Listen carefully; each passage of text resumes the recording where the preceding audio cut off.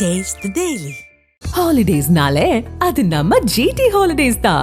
GT Holidays, South India's #1 travel brand. You know you are special when you're with GT Holidays.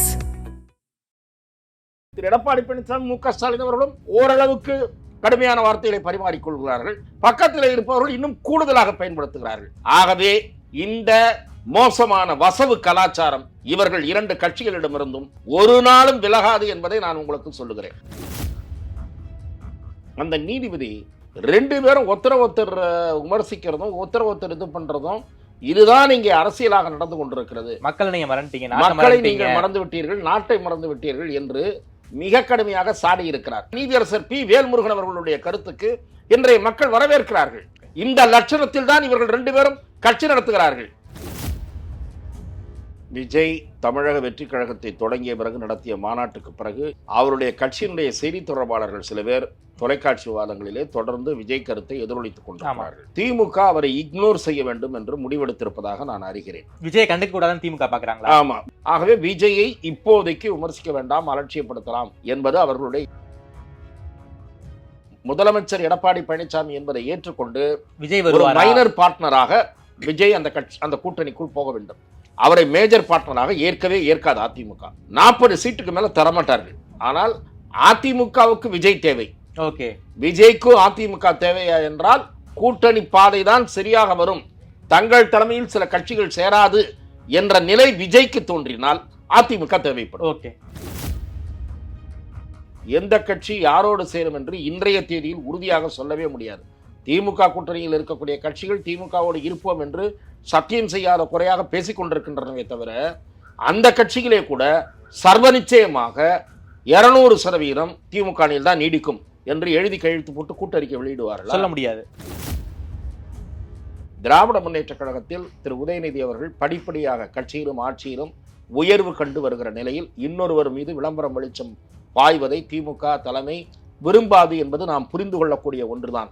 அந்த வகையில் திருமதி கனிமொழி அவர்கள் திராவிட முன்னேற்ற கழகத்தில் சமீப காலமாக அவருக்கு உரிய முக்கியத்துவம் தரப்படுவதில்லை, அவர் ஓரங்கட்டப்படுகிறாரோ என்கிற எண்ணம் தோன்றுகிற வகையில்தான் அவர் நடத்தப்படுகிறார்.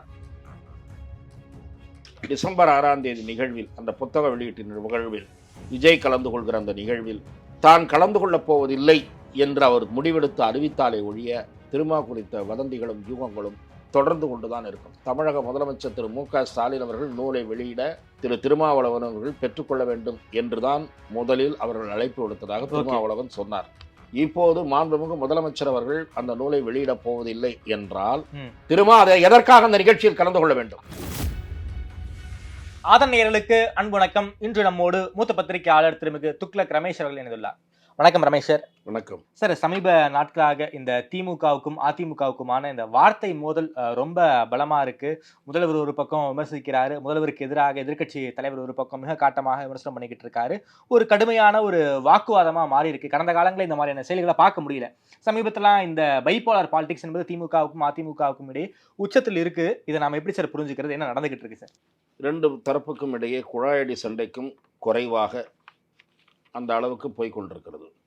சவால் விட்டார்கள், பிறகு அந்த சவால் ஓய்ந்து விட்டது. யாருடைய ஆட்சியில் அதிக திட்டங்கள் போடப்பட்டன, யார் எவ்வளவு செய்தார்கள் என்று விவாதிக்க தயாரா என்று கேட்டு அதற்கு துணை முதலமைச்சர் தயார் என்று சொல்லி நான் அழைத்தது முதலமைச்சரைத்தான் என்று எடப்பாடி பழனிசாமி அவர்கள் கூற இப்படி ஒரு சவால் டிராமா நடந்தது. ஆனால் ரெண்டு தரப்புமே சவாலுக்கு போக மாட்டார்கள். இது அவர்களுடைய வழக்கம். சவால் விடுவார்களே தவிர அந்த சவாலுக்கு ஒரே மேடையில் ஒரே சந்திக்கலாமான்னு வார்கள். இதுவரை அரசியலில் ஒரே மேடையில் சந்திச்சு நீங்கள் பார்த்துருக்கீங்களா? இல்லை சார். நாடாளுமன்ற தேர்தல், சட்டமன்ற தேர்தல் சமயத்தில் சில பொதுநல அமைப்புகள் 4 வேட்பாளர்களையும் ஒன்றா ஏற்றிருக்காங்க. அவங்கவுங்க என்ன பண்ணுவீங்கன்னு சொல்லுங்கன்னு சொல்லியிருக்காங்க. அப்போ அவங்கவுங்க என்ன செய்வாங்கன்னு சொல்லுவாங்க. அது மோதல் இல்லாமல் முடிஞ்சிடும். இந்த சவால் விடுறாங்கல்ல, என்னைக்காவது அந்த 2 தலைவர்கள் சவால் ஜனங்களை ஏமாத்துகிற வேலை. இந்த பாம்புக்கும் கீரிக்கும் சண்டை விடுறான்னு சொல்லி ரோட்டில் வித்த காட்டுறவனுக்கும் இவங்களுக்கும் பெரிய வித்தியாசமே கிடையாது. மக்கள் காதில் பூ சுற்றுறாங்க இந்த சவால் விடுறதுன்னு. என்ன பேச முடியுன்ற? யாருடைய ஆட்சியில் ஊழல் அதிகம்னு பேசுகிறதா? உங்கள் ஆட்சியில் பெர்சன்டேஜ் அதிகமாக வாங்கினீங்க, நாங்கள் குறைச்சிட்டோம்னு சொல்ல முடியுமா? எந்த இதுவும் கிடையாது. ஒவ்வொரு ஆட்சியிலையும் காலகட்டத்துக்கு ஏற்ப பெர்சன்டேஜ் அதிகரிச்சிருக்கு, சாராய விற்பனை அதிகரிச்சிருக்கு. அதுதான் 2 திராவிட மாடல் சாதனை. இது திராவிட மாடல்னால் அதுக்கு இன்னும் பேர் வைக்கல. அடுத்த தடவை எடப்பாடி வந்தாருன்னா ஏதாவது ஒரு பேர் வச்சுருவார். அவருக்கு ஏதோ ஒரு பட்டாளம் கொடுத்தாங்க. ஆனால் புரட்சி தமிழர் புரட்சி தமிழர்ல சார் அவருடைய ஆட்சியில் அவருக்கு ஏதோ ஒரு விவசாய காவலன் ஏதோ ஒரு பட்டம் கொடுத்தாங்க. அந்த மாதிரி அடுத்த தடவை வரும்போது அந்த ஆட்சிக்கும் பேர் கொடுத்துருவாங்க. பட்டப்பேருக்கும் இவங்களுக்கும் கரைச்சலே இல்லை. அது திமுகவில் அந்த காலத்தில் ஆரம்பித்து இந்த காலம் வரைக்கும் அதிமுகவிலையும் சரி பட்டப்பெயர்களுக்கு ஒரு குறைச்சலும் கிடையாது. அந்த பட்டப்பெயர்களுக்குரிய நிஜமான தலைவர்களாக வாழ்ந்தவர்கள் 1-2 பேர் தான். மீதியெல்லாம் சும்மா டுபாக்கர் பட்டம் அவங்கவுங்க வச்சுக்கிறது. ஆகவே அந்த மாதிரி இந்த டுபாக்கர் சவல் தான் அதெல்லாம் யாரும் ஒரே மேடையில் சந்திக்கவே மாட்டாங்க. ஓகே. அதனால் அதெல்லாம் நம்பி நம்ம ஏமாறக்கூடாது. இங்கே இவங்க நடத்தி கொண்டிருப்பது லாவணி அரசியல். நேற்றைய தினம் சென்னை உயர்நீதிமன்ற நீதியரசர் திரு வேல்முருகன் அவர்கள் சாட்டையடி கொடுத்திருக்கிறார் 2 கட்சிகளுக்கும், ஆளுகின்ற கட்சிக்கும் ஆண்ட அண்ணா திராவிட முன்னேற்ற கழகத்திற்கும். முன்னாள் அமைச்சர் செல்லூர் ராஜ் அவர்கள் மீது தொடரப்பட்ட ஒரு அவதூறு வழக்கு, அதேபோல் முன்னாள் அமைச்சரும் இப்போதைய எம்பி திரு சி.வி. சண்முகம் அவர் மேலே ஒரு அவதூறு வழக்கு, அதே மாதிரி அதிமுக அலுவலகத்தில் நடந்த தாக்குதல் திரு ஓபிஎஸ் அணியும் அவரை சார்ந்தவர்களும் போய் ஆவணங்களை எடுத்துக்கொண்டு போய்விட்டார்கள் என்று சிபிசிஐடி விசாரிக்கிற ஒரு வழக்கு. இந்த 3 வழக்கையும் ஒரே நீதிபதி தான் விசாரிக்கிறார். அந்த நீதிபதி அவர் எவ்வளவு மனவேதனை அல்லது மன அழுத்தம் இருந்திருந்தால் இவ்வளவு வார்த்தைகளை பேசியிருப்பார். நீங்கள் பாருங்கள், பொது வாழ்க்கையில் இருப்பவர்கள் முன்னுதாரணமாக இருக்க வேண்டும், எதிர்காலத்தில் இளைஞர்களுக்கு முன்னுதாரணமாக இருக்க வேண்டும், அப்படியா நடந்து கொள்கிறீர்கள் என்ற பொருள்பட அவர் கேள்வி எழுப்பியிருக்கிறார். 2 பேரும் ஒருத்தர் விமர்சிக்கிறதும் ஒருத்தர் இது பண்ணுறதும் இதுதான் இங்கே அரசியலாக நடந்து கொண்டிருக்கிறது. மக்களை நீங்கள் மறந்துட்டீங்க, மக்களை நீங்கள் மறந்து விட்டீர்கள், நாட்டை மறந்து விட்டீர்கள் என்று மிக கடுமையாக சாடி இருக்கிறார். இவர்களுக்கு அது உரைக்கவே உரைக்காது. 2 பேரும் அதை பற்றி கவலைப்பட மாட்டாங்க. அவ்வளோதான். முடிந்தால் முரசொலியில் மறைமுகமாக அந்த நீதிபதியை பற்றி எழுதுவார்கள். எப்படி ஆனந்த் வெங்கடேஷ் அவர்களை பற்றி, நீதியரசர் அவர்களை பற்றி எழுதினார்களோ அந்த மாதிரி இவர்கள் அரைத்தான் இந்த சில்லுண்டி வேலையைத்தான் பார்ப்பார்கள். இவர்களுக்கு இந்த உரைக்கிறதெல்லாம் உரைக்கவே உரைக்காது. திமுகவுக்கும் உரைக்காது, அதிமுகவுக்கும் உரைக்காது. மாட்டுத்தோல் அப்படி தான் இவங்களுக்கெல்லாம். நீதியரசர் வெளுத்துட்டார் நேற்று போட்டு. அதே போல் பொது மேடைகளில் நீங்கள் பேசுவது எந்த லட்சணத்தில் இருக்குன்னு கேட்டிருக்காரு. போலீஸு 2 ஆட்சியிலையும் நீங்கள் தானே பயன்படுத்துகிறீங்க, அப்புறம் நான் ஆட்சி மாறிட்டு அந்த போலீஸ் மாறிடுமா, போலீஸ் மேலே எதுக்கு தூக்கி பழைய போடுறீங்க அப்படின்னு கேட்டிருக்காரு. இப்படி பல விஷயங்களை நீதியரசர் பேசியிருப்பதை நான் பார்த்தேன். 2-3 பேர் வாட்ஸ்அப்பில் அதெல்லாம் பகிர்ந்து கொண்டு மகிழ்ச்சியை வெளிப்படுத்தி இருக்கிறார்கள் நீதியரசனுடைய கருத்தை. அந்த அளவுக்கு இன்றைக்கு மக்களுடைய குரலை ஒரு நீதியரசர் எதிரொலித்திருக்கிறார் என்று பார்க்கிறார்கள். அப்படித்தான் நான் அதை பார்க்கிறேன். நீதியரசர் ஆனந்த் வெங்கடேஷ் இதே மாதிரி தான், அவருக்கு பெரிய வரவேற்பு இருந்தது. முடித்து வைக்கப்பட்ட ஊழல் வழக்குகள் முடித்து வைக்கப்பட்ட விதத்தை பார்த்து சந்தேகப்பட்டார். எப்படி இங்கேருந்து ஒரு கேஸ் வேற ஒரு கோர்ட்டுக்கு மாறுது, மாறினோடனே அவசர கதியில் தீர்ப்பு வருது, அடுத்த 10 நாளில் தீர்ப்பு வருது, விடுதலைன்றாங்க அப்படின்னு சொல்லி அந்த கேஸ் மறு விசாரணைக்கு உத்தரவிடுகிறேன்னாரு. அவர் மறு விசாரணைக்கு எடுத்த உத்தரவிட்டதை எடுத்து நீதிமன்றத்துக்கு உச்சநீதிமன்றத்துக்கு போனாங்க. உச்சநீதிமன்றம் ஓங்கி நெத்தி பொட்டில் அரைவதை போல அவர்கள் உச்சநீதிமன்றம் என்ன சொல்லிச்சு, இப்படிப்பட்ட 1-2 நீதிபதிகளாக இருப்பதுதான் நீதித்துறையின் நம்பிக்கை ஒளி தெரிகிறது என்று உச்சநீதிமன்றம் தெரிவித்தவுடன் முகத்தை தொங்க போட்டுக் கொண்டு திரும்பி வந்து விட்டார்கள். ஆகவே இப்படிப்பட்ட ஆனந்த் வெங்கடேஷ் அவர்களுக்கு, நீதியரசர் அவர்களுக்கு எப்படி வரவேற்பு மக்கள் மத்தியில் கிடைத்ததோ அதே போல நீதியரசர் பி வேல்முருகன் அவர்களுடைய கருத்துக்கு இன்றைய மக்கள் வரவேற்கிறார்கள். இந்த லட்சணத்தில் தான் இவர்கள் 2 பேரும் கட்சி நடத்துகிறார்கள். ஆகவே இதை நாங்கள் கொண்டு வந்து சென்டர் ஸ்டேஜில் பாலிடிக்ஸ் திரும்புகிறதா என்று கேட்கிறீர்கள். அது இவர்களுக்கு ஒரு நோக்கம். இவர்களே சொல்லுகிறார்களே, வெட்கம் கெட்டு போய் சொல்லுகிறார்களே, ஒருத்தரை பார்த்து ஒருத்தர் உன் ஆட்சியில் தான் ஊழல் அதிகமாக நடந்தது, இல்லை இல்லை நீதான் அதிகம் சுரண்டி கொழுத்தவன் என்று திட்டிக் கொண்டே கடைசியில் என்ன சொல்லுகிறார்கள், நான் இல்லாவிட்டால் அவர் தான் வர முடியும், அவர் இல்லாவிட்டால் நான் தான் வர முடியும் என்று விவசாய கட்டத்தனமாக சொல்லவில்லையா? நீ இன்னொருவரை பார்த்து ஊழல் கட்சி அதிகமாக என்னை விட நீ ஊழல் என்று சொன்னால் அவர் வரக்கூடாது என்று அல்லவா பேச வேண்டும்? 2 பேரில் ஒருவர் இன்னொருவரை பற்றி அவர் எந்த காரணம் கொண்டும் தமிழ்நாட்டில் மீண்டும் வரக்கூடாது, வந்தால் நாடு நாசமாகிவிடும் என்றெல்லாம் சொல்ல வேண்டும். அப்படி சொல்லாமல் நீ வரணும் நான் வரணும் அப்படி பேசிக்கிறாங்க. அப்படி பேசுகிறார். அப்படின்னா என்ன அர்த்தம்? ஒன்று நீ கொள்ளை அடிக்கணும், இல்லை நான் அடிக்கணும், இதான் அர்த்தமா? 2 பேர் அண்டர்ஸ்டாண்டிங்ல இருக்காங்களா? இல்ல இல்ல, நான் சொல்ல வருவது நீங்கள் சொன்னீர்களே, அதாவது நாம 2 பேர் தான் அந்த இருதுருவ அரசியல் அதை முன்னிறுத்த வேண்டும் என்று, அந்த அந்த நோக்கமும் அதற்குள் பொதிந்திருக்கிறது. ஆனால் இவர்கள் நடத்துவது லாவணி அரசியல். இன்றல்ல நேற்றல்ல, கலைஞர் அவர்களுக்கும் எம்ஜிஆர் அவர்களுக்கும் இருந்தது, கலைஞர் அவர்களுக்கும் செல்வி ஜெயலலிதா அவர்களுக்கும் இருந்தது, இப்போது முக ஸ்டாலின் அவர்களுக்கும் எடப்பாடி பழனிசாமிக்கும் இருக்கிறது. அவ்வளவுதான். கலைஞர் அவர்கள் எம்ஜிஆர் அவர்களை 40 ஆண்டு கால நண்பர் என்று அவர் படுத்து இருந்த போது எழுதினார், அமெரிக்காவில் படுத்து இருந்த போது. அதற்கு முன் எவ்வளவு மோசமாக எம்ஜிஆர் அவர்களை தரக்குறைவாக விமர்சிக்க முடியுமோ அப்படி விமர்சித்தவர் தான் கலைஞர் கருணாநிதி. ஆகவே இவர்கள் மத்தியில் ஒன்றும் வித்தியாசம் தான் கிடையாது. அதே போல செல்வி ஜெயலலிதாவையும் நாளாந்தரமாக விமர்சித்தார்கள். பதிலுக்கு செல்வி ஜெயலலிதா பேசவில்லை என்றாலும் அவரும் 1-2 வார்த்தைகள் பேசினார். அவருடைய கட்சிக்காரர்களை விட்டு பேச வைத்தார், அதை தடுக்கவில்லை. அதே நிலைமைதான் இப்போது நடக்கிறது. திரு எடப்பாடி பழனிசாமி, மு.க. ஸ்டாலின் அவர்களும் ஓரளவுக்கு கடுமையான வார்த்தைகளை பரிமாறிக்கொள்கிறார்கள். பக்கத்தில் இருப்பவர்கள் இன்னும் கூடுதலாக பயன்படுத்துகிறார்கள். ஆகவே இந்த மோசமான வசவு கலாச்சாரம் இவர்கள் 2 கட்சிகளிடமிருந்தும் ஒரு நாளும் விலகாது என்பதை நான் உங்களுக்கு சொல்லுகிறேன். சார், விஜய் ஒருத்தர் புதுசா வந்திருக்காரு சார். அவர் அதிமுகவினுடைய இடத்தை இட்டு நிரப்புவாரு அப்படின்னு பல பேரும் பேசிக்கிட்டு இருக்காங்க. ஸோ விஜய்க்கான இடத்தை, அதிமுகவுக்கான இடத்தை வந்து விஜய் கொடுத்துடக்கூடாதுன்னு திமுக வந்து அதிமுகவை நோக்கியான விமர்சனங்களை ரொம்ப கூர்மையா வச்சுக்கிட்டு இருக்காங்களா? ஸோ அதிமுக இதன் காரணமாக திமுகவை நோக்கியான விமர்சனங்களை கூடுதலா வைக்கிறாங்களா சார்? அதை நம்ம எப்படி புரிஞ்சுக்கலாமா? நடிகர் விஜய் தமிழக வெற்றி கழகத்தை தொடங்கிய பிறகு நடத்திய மாநாட்டுக்கு பிறகு இன்னும் செய்தியாளர்களை சந்திக்கவில்லை, அல்லது அவர் அதிகாரபூர்வமாக எதுவும் பேசவில்லை. அவருடைய கட்சியினுடைய செய்தி தொடர்பாளர்கள் சில பேர் தொலைக்காட்சி விவாதங்களிலே தொடர்ந்து விஜய் கருத்தை எதிரொலித்துக் கொண்டிருக்கிறார்கள். திமுக அவரை இக்னோர் செய்ய வேண்டும் என்று முடிவெடுத்திருப்பதாக நான் அறிகிறேன். விஜய் கண்டுக்க கூடாதுன்னு திமுக பாக்குறாங்களா? ஆமா, விஜய் சார்பாக நடக்கிற விவாதங்களுக்கு திமுக பிரதிநிதிகள் அனுப்பப்படுவதில்லை. ஓகே. ஊடக விவாதங்களில் பங்கேற்கிறவன் என்கிற முறையில் 1-2 தொலைக்காட்சிகளில் நான் விசாரிக்கிற போது விஜய் கட்சியினுடைய பிரதிநிதி யார் பங்கேற்கிறார் என்றால் இன்னார் பங்கேற்கிறார் என்று சொல்லுகிறார்கள். என்னை அழைத்த போது திமுகவிலிருந்து யார் வருகிறார்கள் என்று கேட்டால் திமுகவிலிருந்து வரவில்லை, வருவதில்லை என்று முடிவெடுத்திருக்கிறார்கள். திமுக ஆதரவாளராக ஒருவர் வருவார் விவாதத்திற்கு, ஆதரவு பத்திரிகையாளரோ ஆதரவாளரோ யாராவது ஒருவர் வருவார் என்று சொல்லுகிறார்கள். ஆகவே விஜயை இப்போதைக்கு விமர்சிக்க வேண்டாம், அலட்சியப்படுத்தலாம் என்பது அவர்களுடைய எண்ணமாக. விஜய் டாபிக் டிபேட்டுக்கு திமுக காரங்க போறது கிடையாது, இப்போதைக்கு வருவதில்லை. ஆகவே விஜய்க்கு பதிலாக அதிமுக களத்திலே பேசப்படும் பொருளாக இருந்தால் நல்லது என்று அவர்கள் நினைக்கலாம். ஏனென்றால் விஜய் எவ்வளவு ஓட்டு வாங்க போகிறார் என்று தெரியவில்லை. விஜயும் அதிமுகவும் சேராமல் இருக்க வேண்டும் என்பது திமுகவினுடைய நிச்சயமாக விருப்பமாக இருக்கிறது, வெவ்வேறு கட்சிகளுடைய எதிர்பார்ப்பாக இருக்கிறது. ஆனால் அது நடக்குமா என்பது சந்தேகம்தான். ஏனென்றால் முதலமைச்சர் எடப்பாடி பழனிசாமி என்பதை ஏற்றுக்கொண்டு விஜய் ஒரு மைனர் பார்ட்னராக விஜய் அந்த கூட்டணிக்குள் போக வேண்டும். அவரை மேஜர் பார்ட்னராக ஏற்காது அதிமுக. 40 சீட்டுக்கு மேல தரமாட்டார்கள். 40 என்பதே அதிகபட்சம் என்று சில நண்பர்கள் என்னிடத்திலே கூறுகிறார்கள். விஜய்க்கு 40 சீட் அதிகம், அதிமுக நண்பர்கள் கூறுகிறார்கள். ஆகவே அது நடக்க போகிறதா இல்லையா என்பது வேறு விஷயம். ஆனால் அதிமுகவுக்கு விஜய் தேவை.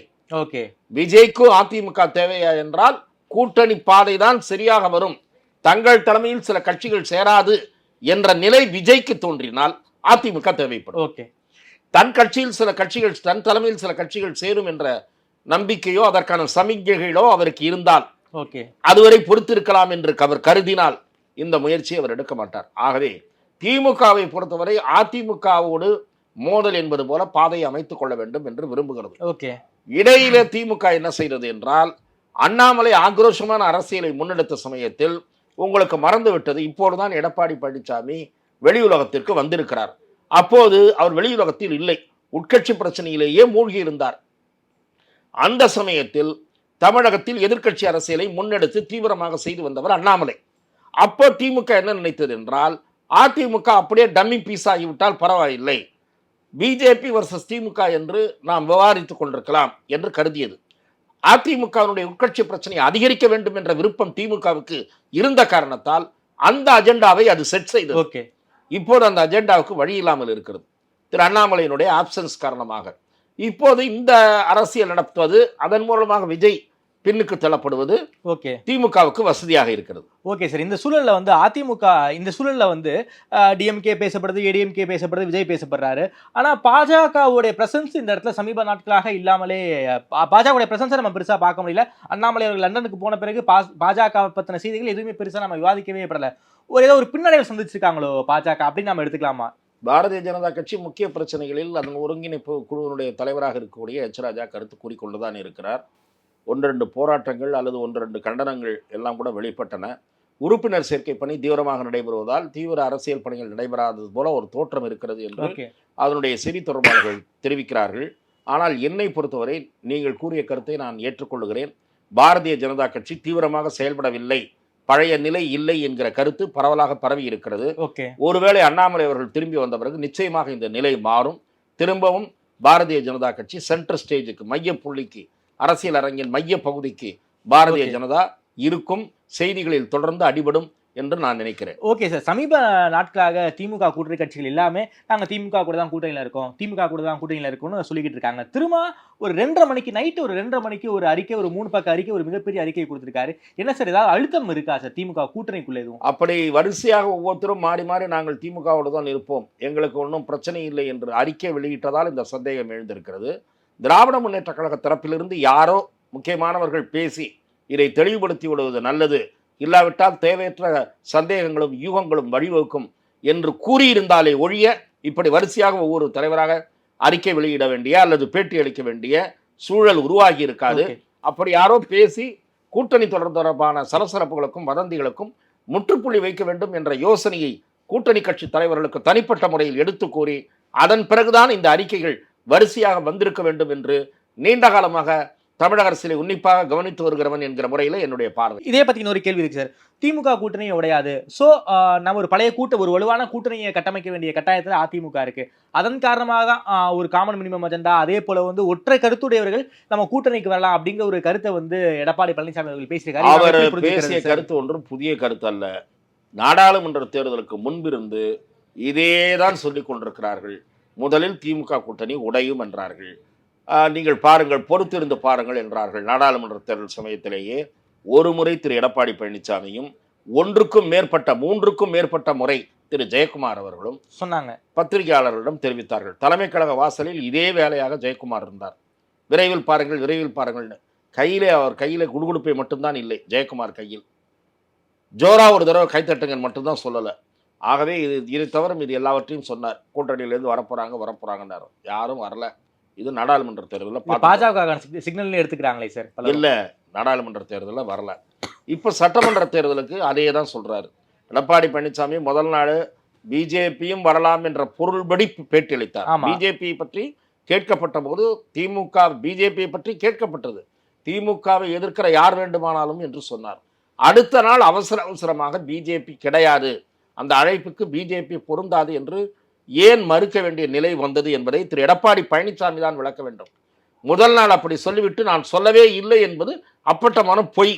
இரண்டாவது ஒரு பக்கம் அது அப்படியே இருக்கு. கேபிஎம் நான் கமிட்டடா பேசியிருக்காரே சார். இல்ல இதுல அதிமுகவுக்குள் தடுமாற்றம் இருக்கிறது. பாஜக வேண்டுமா வேண்டாமா என்பதில் தடுமாற்றம் இப்போ வரைக்கும் தடுமாற்றம் இருக்கு, தொடர்ந்து இருக்கிறது. அது வேறு விவகாரம், அது வெறும் விவகாரம். ஓகே, நான் சொல்வது பாஜக நீங்களாக எந்த கட்சி வேண்டுமானாலும் வரலாம் என்று சொன்னீர்கள். அதிமுக பக்கம் இன்றைய தேதி வரை தேமுதிகவை தவிர எந்த கட்சியும் அதிமுகவின் பக்கம் திரும்பி பார்க்க கூட தயாராக என்பதுதான் நான் பார்க்கிற ஒரு நிலை. சார், அதிமுக கூட எஸ்டிபி இருக்காங்க. நான் சொல்லுவது தேர்தல் அரசியலில் அதிக சீட்டுகள் கேட்டு நிற்கிற கட்சியை பற்றி சொல்லுகிறேன். தேமுதிக அதிக சீட்டுகள் கேட்டு பெற்று வாங்கிய கட்சி. அதன் பிறகு அதன் சீட்டுகள் குறைந்து விட்டன. இப்போது முன்பு இருந்த அளவெல்லாம் கிடைக்காது, பாதி கிடைத்தாலே பெரிய விஷயம். ஆகவே நான் சொல்ல வருவது குறிப்பிடும்படியான, நீங்கள் சொன்னதற்காக எஸ்டிபியை சேர்த்து கொண்டாலும் வேறு எந்த கட்சியும் இருப்பதாக எனக்கு தெரியவில்லை. புதிய தமிழகம் கிருஷ்ணசாமி எந்த பக்கம் தொடரப்போகிறார் என்பதில் அவர் குழப்பத்தோடு இருப்பதாகத்தான் நான் பார்க்கிறேன். ஓகே சார், பாமக தான் சார் ஒரு கீ ஃபேக்டரா இருக்காங்க. இப்போதைக்கு அவங்க என்டிஏல இருக்காங்க, அவங்களும் கூட்டணி ஆட்சின்னு பேசிக்கிட்டு இருக்காங்க. ஒருவேளை ஏடிஎம்கே பிஎம்கே ஒரு நல்ல கூட்டணி சீட்ஸ் கன்வெர்ட் பண்ண முடியும்னு பலரும் பேசிக்கிட்டு இருக்காங்க. பாமக எதுவும் அதிமுகவோடு சேர வாய்ப்பு இருக்கா சார்? எதுவும் பேச்சுவார்த்தை போயிட்டு இருக்கா? பாமகவை பொறுத்தவரை எப்போதுமே இறுதி வரை வெவ்வேறு தரப்போடு பேசக்கூடிய கட்சி. அது ஒன்று நான் தவறாக சொல்ல மாட்டேன். சில கட்சிகள் ரகசியமாக பேசும், சில கட்சிகள் நேரடியாக பேசும். அந்தந்த கட்சிகளுக்கு ஒரு அணுகுமுறை இருக்கிறது. நீங்கள் தேமுதிக இப்போது அதிமுக கூட்டணியில் இருக்கிற காரணத்தினாலேயே அந்த அணியில் தான் நீடிக்கும் என்று உறுதியாக சொல்லிவிட முடியுமா? சொல்ல முடியாது சார். அதிமுகவோடு விஜய் கைகோர்க்கவில்லை, விஜய் தலைமையில் ஒரு அணி உருவாகிறது, அதற்கு ஒரு நல்ல பூஸ்டப் தெரிகிறது என்றால் தேமுதிக அந்த பக்கம் போகாது என்பதற்கு ஏதாவது உத்தரவாதம் இருக்கிறதா? ஆகவே எந்த கட்சி யாரோடு சேரும் என்று இன்றைய தேதியில் உறுதியாக சொல்லவே முடியாது.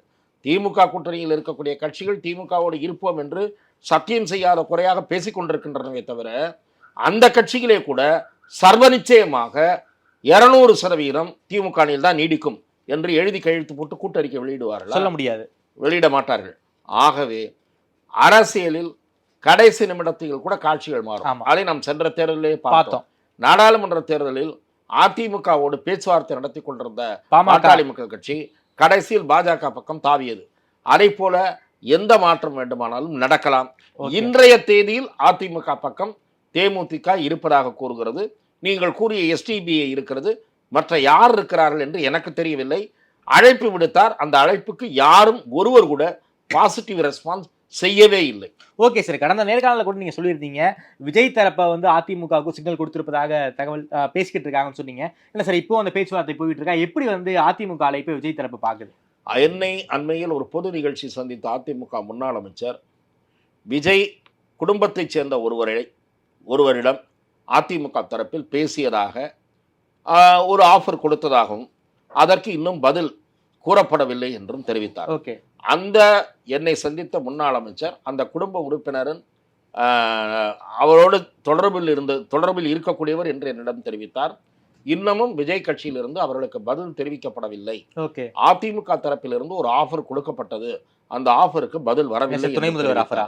இல்ல, அவர்களுக்கு ஏதோ ஒரு எண்ணிக்கை சொல்லப்பட்டு கூட்டணி மந்திரி சபை வெளிப்படையாக ஒப்புக்கொள்ள முடியாது, ஆனால் கூட்டணி மந்திரி சபைக்கு கூட அவர் எடப்பாடி அவர்கள் சம்மதிப்பார், பின்னாலே சம்மதிப்பார் என்று தெரிவிக்கப்பட்டதாக நான் அறிகிறேன். ஓகே, அது ஊர்ஜிதமாகாத தகவல். ஆனால் என்னிடம் தெரிவித்தவர் ஒரு அதிமுக முன்னாள் அமைச்சர். ஓகே, அவர் விஜய் தரப்பு உறவினரிடம் தொடர்பு கொண்டு அந்த பேச்சு நடந்ததாக கூறுகிறார். ஓகே, இதுதான் இப்போதைய நிலை. எம்பி திருமாவளவன் அவருடைய பேரு சமீபத்தில் ஊடகங்கள்ல விவாதங்கள்ல அடிக்கடி அடிபட்டுக்கிட்டே இருந்துச்சு.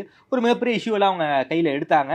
இப்போ திருமாவுடைய பேர் வந்து எந்த ஒரு இஷ்யூலுமே வந்து இப்போ வந்து ரொம்ப செட்டில் ஆயிடுச்சா சார்? திருமாவளவன் இஷ்யூ வந்து செட்டில் ஆயிடுச்சா? விசிகா இஷ்யூ என்பது அது டிசம்பர் 6ஆம் தேதி அவர் அந்த நிகழ்ச்சியில் பங்கேற்கிற வரை இந்த கேள்வி தொடர்ந்து கொண்டுதான் இருக்கும். Okay. இல்லாவிட்டால் டிசம்பர் 6ஆம் தேதி நிகழ்வில், அந்த புத்தக வெளியீட்டு நிகழ்வில் விஜய் கலந்து கொள்கிற அந்த நிகழ்வில் தான் கலந்து கொள்ளப் போவதில்லை என்று அவர் முடிவெடுத்து அறிவித்தாலே ஒழிய திருமா குறித்த வதந்திகளும் யூகங்களும் தொடர்ந்து கொண்டுதான் இருக்கும். ஓகே, அவர் என்னதான் மறுப்பு தெரிவித்தாலும். ஆனா ஒரு வருஷத்துக்கு முன்னாடியே இந்த நிகழ்ச்சி நாங்க முடிவு பண்ணிட்டோம் அப்படின்லாம் அந்த அறிக்கையில சொல்லியிருக்காரே சார் திருமா. அந்த அதே இது தொடர்பாக நான் ஏற்கனவே தெரிவித்தேன்.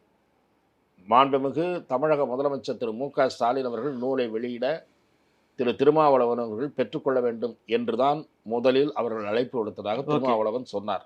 ஆமா அல்லவா? ஆமா.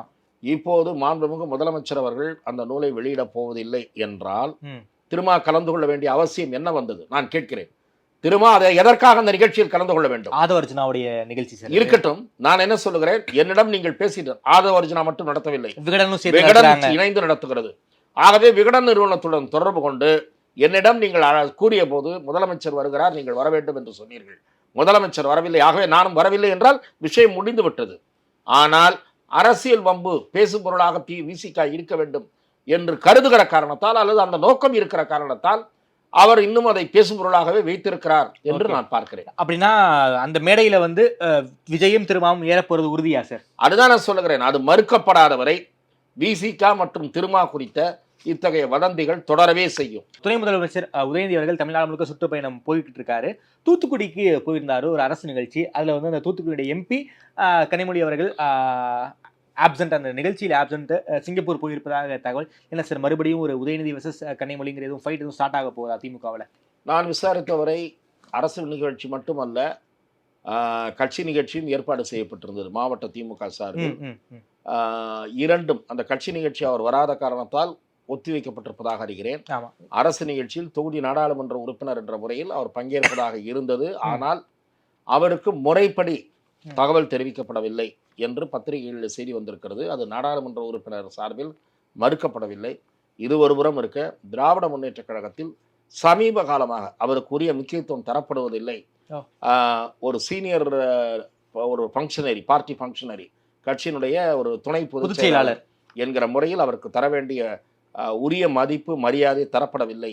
அவர் ஓரங்கட்டப்படுகிறாரோ என்கிற எண்ணம் தோன்றுகிற வகையில்தான் அவர் நடத்தப்படுகிறார். ஆகவே அவர் அதிருப்தி விட்டிருக்கிறார் என்று நான் விவரம் அறிந்த நண்பர்கள் மூலம் அறிகிறேன். இது எனக்கு வியப்பை அளிக்கவில்லை. திராவிட முன்னேற்ற கழகத்தில் திரு உதயநிதி அவர்கள் படிப்படியாக கட்சியிலும் ஆட்சியிலும் உயர்வு கண்டு வருகிற நிலையில் இன்னொருவர் மீது விளம்பரம் வெளிச்சம் பாய்வதை திமுக தலைமை விரும்பாது என்பது நாம் புரிந்து கொள்ளக்கூடிய ஒன்றுதான். அந்த வகையில் திருமதி கனிமொழி அவர்கள் தொண்டர்கள் மத்தியில், குறிப்பாக கட்சி மகளிர் மத்தியில் செல்வாக்குள்ளவர், திமுக தொண்டர்களோடு எளிமையாக பழகக்கூடியவர், டவுன் டு எர்த் பர்சன் என்ற இமேஜ் உடையவர். ஆகவே அவருக்கு முக்கியத்துவம் தந்தால் வெளிச்சம் என்பது இரண்டு பக்கமும் பாயும் என்பதால் அவர் ஒதுக்கப்படுகிறாரா என்பது எனக்கு தெரியவில்லை. ஓகே ஆனால் அப்படி ஒரு கருத்து உருவாகிற வகையில்தான் அவரை முக்கியத்துவம் குறைத்திருக்கிறார்கள் என்று நான் பார்க்கிறேன். Okay sir. வருகிற நவம்பர் 27 துணை முதல்வருடைய பிறந்தநாள். அது ரொம்பவும் சீரம் சிறப்புமாக திமுக கொண்டாட தயாராகி இருப்பது போல செய்திகள்லாம் வந்துகிட்டு இருக்கு. என்ன சார் ரொம்ப பெரிய அளவில் பண்ண போறாங்கன்னு செய்தி வந்துட்டு இருக்கு. நீங்க எப்படி சார் பாக்குறீங்க? இந்த முறை வழக்கத்தை விட கூடுதலாக இளைஞர்கள் திரள வேண்டும். அதாவது திமுகவிலே தான் ஏராளமான இளைஞர்கள் திமுகவிலும் இருக்கிறார்கள் என்று பலத்தை காட்ட வேண்டும் என்ற ஒரு முயற்சி அந்த பிறந்தநாள் விழா மூலம் நடைபெறலாம் என்று பரவலாக கூறுகிறார்கள். அது எந்த அளவு என்பது அப்போது பிறந்தநாள் விழா என்பதுதான் பார்க்க முடியும். அதை தவிர இளைஞர் அணிக்கு முக்கியத்துவம் தந்து இளம் பேச்சாளர்களை தயார் செய்து திமுக தன்னுடைய கட்சி கட்டமைப்பை வலுப்படுத்துவதில் கவனம் செலுத்தி இருக்கிறது. ஓகே, இதற்கு சில பேர் முடிச்சு எப்படி போடுகிறார்கள் என்றால், விஜய் கட்சிக்கு இளைஞர்கள் கூட்டம் இருக்கிறது, விஜய் ஒருவர் புதிதாக இளைஞர்களை ஈர்ப்பதற்கு இளைஞ வாக்காளர்களை ஈர்ப்பதற்கு வருகிறார், அதன் காரணமாக ஓட்டுச்சிதறல் ஏற்படக்கூடாது என்கிற கவலை வெவ்வேறு கட்சிகளுக்கு ஏற்பட்டிருப்பது போல திமுகவுக்கும் ஏற்பட்டிருக்கலாம். அதுவும் இதற்கு ஒரு நோக்கமாக இருக்கலாம், அதை நான் மறுக்கவில்லை. ஆனால் திமுக தன்னுடைய கட்சியின் கட்டமைப்பை வலுப்படுத்துவதில் அண்மை காலமாக கவனம் செலுத்தி வருகிறது. இது கவனிக்கத்தக்க ஒரு விஷயம். அதிமுக அந்த விஷயத்தில் கோட்டை விட்டுக் கொண்டிருக்கிறது என்று நான் பார்க்கிறேன். Okay sir. சார், சமீபத்தில் தமிழகத்தின் மிக முக்கியமான வார இதழ் மூத்த அமைச்சர் சுகாதார நலத்துறை அமைச்சர் மாசுவின் அவர் கையில் செய்த மருத்துவத்துறையில ஏகப்பட்ட குளறுபடிகள் நடக்குது, அந்த துறையை மாசு அவர்கள் சரியாக கையாளவில்லை அப்படிங்கிற ஒரு விமர்சன ரீதியாக ஒரு கட்டுரையை வெளியிட்டிருக்காங்க. இந்த விமர்சனங்களை நீங்க எப்படி பாக்குறீங்க சார்? நான் அவ்வாறு கூற தயாராக இல்லை. தமிழக தலைநகரில் கலைஞர் பெயரில் இருக்கக்கூடிய ஒரு சிறப்பு மருத்துவமனையில் நடந்த சம்பவம், ஒரு டாக்டர் கத்தியால் குத்தப்பட்ட சம்பவம் என்பது நிச்சயமாக அதிர்ச்சி அளிக்கக்கூடிய ஒன்று, கண்டனத்துக்குரிய ஒன்று. அதை நான் மறுக்கவில்லை. ஆனால் ஒரு நோயாளி, அனுமதிக்கப்பட்ட நோயாளி, அவருக்கு சரியாக சிகிச்சை அளிக்கவில்லை, அதனால் அவருடைய மகன் இந்த வெறி செயலில் ஈடுபட்டார் என்று போலீசார் விசாரணையில் கூறப்படுகிறது. ஆனால் இத்தகைய சம்பவம் அரசு மருத்துவமனையில் நடைபெறுவது முதல் முறை அல்ல. திமுக ஆட்சியில் தான் நடந்தது என்றும் சொல்ல முடியாது. அதிமுக ஆட்சியிலும் 1-2 சம்பவங்கள் நடந்திருக்கின்றன. டாக்டர்களோடு வாக்குவாதத்தில் ஈடுபடுவது, கைகலப்பில் இறங்குவது, அல்லது கைகலப்பு ஸ்டேஜுக்கு போவது, பிணத்தை வாங்க மறுப்பது, நோயாளியினுடைய உறவினர் சரியாக சிகிச்சை அளிக்கவில்லை என்று கூறி பிணத்தை வாங்க மறுத்து தகராறு செய்வது, இதெல்லாம் நடந்திருக்கிறது. இவ்வளவு ஏன், தனியார் மருத்துவமனையிலேயே சில நேர்வுகள் நடந்திருக்கிறது. இத்தகைய நிகழ்ச்சிகள் நடந்திருக்கின்றன. இவையெல்லாம் துரதிருஷ்டவசமான சம்பவங்கள். டாக்டர்கள் மீது சந்தேகப்படக்கூடாது. அதே நேரத்தில் டாக்டர்களும் நோயாளிகளுக்கும் சரி, அவர்களுடைய உறவினர்களுக்கும் சரி, பொறுப்பான முறையிலே பதிலளிக்க வேண்டும். அது சில நேரங்களில் பார்த்தீர்கள் என்றால் அரசு மருத்துவமனைகளில் தான் பெரும்பாலும் நடக்கிறது. தனியார் மருத்துவமனையில் பணம் வாங்குறதுனால அப்படி நடக்கிறது இல்லை. தனியார் மருத்துவமனையில் நீண்ட விளக்கம் சொல்லாமல் இருப்பாங்க சில டாக்டர்கள். சில டாக்டர்கள் பொறுமையாக எல்லா விளக்கமும் சொல்லுவாங்க. சில டாக்டர்கள் சுருக்கமாக தான் சொல்லுவாங்க. ஆனால் அரசு மருத்துவமனையில் விளக்கம் சொல்கிற டாக்டர்களே கம்மி. எரிஞ்சு விழற நர்ஸு, எரிஞ்சு விழற டாக்டர், இதுதான் அதிகம்னு ஒரு விமர்சனம் இருக்கிறது. இதை அமைச்சர் கவனிக்க வேண்டும் என்பது நான் ஏற்றுக்கொள்வேன். ஆனால் சுகாதார அமைச்சர் சரியாக செயல்படுகிறாரா, பணியை சரியாக கவனிக்கிறாரா என்றால் கவனிக்கிறார் என்பதுதான் என்னுடைய பார்வை. மா சுப்பிரமணியம் அவர்கள் தமிழக அமைச்சரவையிலே தன்னுடைய பணியை ஒழுங்காக கவனிக்கிற அமைச்சர்களில் அவரும் ஒருவர். அவர் வெளியூர் போனாலும், காலையில் எந்திரிச்சு வாக்கிங் போனாலும் சரி, ட்ரெக்கிங் போனாலும் சரி, ஒரு 4 டிஸ்பென்சரி உள்ளே போய் சர்ப்ரைஸ் இன்ஸ்பெக்ஷன் பார்த்துட்டு தான் வரார். இந்த செய்திகள் அடிக்கடி வருகிறது. நீங்கள் சொன்ன பணியாளர் பற்றாக்குறை, மருத்துவ பணியாளர்கள் பற்றாக்குறை என்பது, அது தொடர்பாக ஒரு செய்தியாளர் என்ற முறையிலும் நான் விசாரித்தேன். அவரிடமே கூட பேசினேன். எத்தனை டாக்டர்களை எடுக்கப் போகிறோம், எத்தனை நர்ஸுகளை எடுத்திருக்கிறோம், இன்னும் என்ன 1-2 மருத்துவ பணியாளர்கள் விஷயத்தில், ஹெல்த் இன்ஸ்பெக்டர் விஷயத்தில் கேஸ் இருக்கிறது, அதே மாதிரி செவிலியர் உதவியாளர்கள், இந்த மாதிரியான விஷயங்கள் சம்பந்தமானலாம் நடவடிக்கைகளை அரசு எடுத்திருக்கிறது. இன்றைக்கு நீங்கள் கூறிய அதே பத்திரிகையிலே கூட இந்த செய்திகளும் வந்திருக்கின்றன என்று நினைக்கிறேன். அரசாங்கத்தை பொறுத்தவரை எந்த அரசாங்கமாக இருந்தாலும் சில சம்பவங்கள் அத்துமீறி நடந்து விடுகின்றன. இதற்கு மேல் திரும்பவும் இது நடக்கக்கூடாது. அதற்கு சில பாதுகாப்பு ஏற்பாடுகள் தேவை. அந்த பாதுகாப்பு ஏற்பாடுகளுக்கு முதலமைச்சர் உத்தரவிட்டிருக்கிறார். டிஜிபி, ஏடிஜிபி, போலீஸ் கமிஷனர் போய் பார்த்திருக்கிறார் என்றெல்லாம் செய்திகள் வந்திருக்கின்றன. பொதுவாக நடைபெறுகிற ஒரு ஸ்டே இன்சிடென்ட்ஸ் என்று சொல்லக்கூட தனித்துவமான குற்றச்சம்பவங்களை பொதுமைப்படுத்தக்கூடாது. அப்படித்தான் நான் இதை பார்க்கிறேன். பொதுவாக நடக்கிற லா அண்ட் ஆர்டர் இன்சிடென்ட், நாள்தோறும் நடக்கிற சம்பவங்கள், கூலி சம்பவங்கள், நேற்றைய கூட திருச்சியில் நடந்திருக்கிற சம்பவம், இவையெல்லாம் அதிர்ச்சி அளிக்கக்கூடியவை. அந்த மாதிரியான பிரச்சனையாக இதை பார்க்கக்கூடாது. மனநல நோயாளி ஒருவர் கூட அரசாங்கத்தினுடைய இன்னொரு மருத்துவமனையில் பிரச்சனை செய்ததாக அதே நாள் அன்று மற்றொரு செய்தி வந்தது. இது கத்தி குத்திலே பலத்த காயம் அடைந்து அவர் தீவிர சிகிச்சை பெற வேண்டிய நிலைக்கு போனதால் இது பெரிய செய்தியானது. ஆகவே இந்த ஒரு சம்பவம் அல்லது இந்த 1-2 சம்பவங்கள் காரணமாக அமைச்சர் திறமையற்றவர் என்று கூற நான் தயாராக. ஓகே சார், இந்த கடைசி கேள்வி சார், இந்த ஊரக உள்ளாட்சி தேர்தல் நடக்கணும், அது நடத்துவாங்களாங்கிறதும் ஒரு மிகப்பெரிய ஒரு சந்தேகமா இருக்கு. எதுவும் இதை நடத்துவதற்கு திமுக தலைமை எதுவும் தயக்கத்தில் இருக்காங்களா என்ன சார்? திராவிட முன்னேற்ற கழகத்திற்குள் இது தொடர்பாக 2 விதமான கருத்துக்கள் இருப்பதாக அறிகிறேன். இப்போதே நடத்திவிடலாம் என்று. 1-2 பிரச்சனைகள், இந்த 1000 ரூபாய் கொடுப்பதில் இருக்கக்கூடிய குறைபாடு, அந்த மாதிரியான விஷயங்களை சரி செய்து விட்டு நடத்தலாம் என்று ஒரு சிலருடைய பார்வை இருக்கிறது. ஆனால் அதிமுக ஆட்சியில் இருந்தபோது ஜனநாயகத்தின் அடிப்படை கூறாக இருக்கக்கூடிய உள்ளாட்சி மன்றங்களுக்கு தேர்தல் நடத்தாமல் தனி அதிகாரிகளை நியமித்து அந்த உள்ளாட்சி அமைப்புகளை நடத்தக்கூடாது என்று சொன்ன திமுக இப்போது தேர்ந்தெடுக்கப்பட்டவர்களின் பதவிக்காலம் முடிவடைவதற்குள்ளாக தேர்தலை முறைப்படி அறிவிப்பதுதான் ஜனநாயகத்திற்கு உகந்த செயலாக இருக்கும் என்று நான் பார்க்கிறேன். சார், தமிழ்நாடு அரசியல் தொடர்பான பல்வேறு கேள்விகளுக்கு விரிவாக பதில் சொல்லியிருக்கீங்க. நேரம் கொடுத்து பேசியமைக்கு நன்றி ரமேஷ். வாய்ப்புக்கு நன்றி.